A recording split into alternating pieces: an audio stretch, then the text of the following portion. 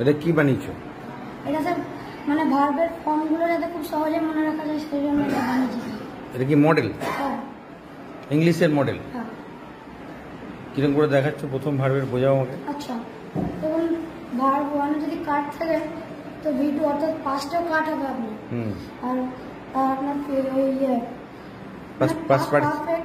Past পার্টিসিপেলেও কাট হবে। কাট হবে এটা। আবার এই যদি শার্ট থাকে তাহলে V1 এর শার্ট হবে, V2 তে শার্ট হবে, V3 তেও শার্ট হবে। আর যদি আপনার V1 তে লিভ থাকে V2 তে লেফট হবে, আর V3 তেও লেফট হবে। মানে এগুলো তো সহজে মনে রাখা যায়, সেই জন্য এটা বানানো হবে। এটা ঘুরিয়ে ঘুরিয়ে অনেকক্ষণ ঘুরে এটা আসতে থাকবে। বাহ, তাহলে ডুটা তুমি করে ডু ডিড ডান, তারপরে উইন ওন ওন, তারপরে ঘোরাও।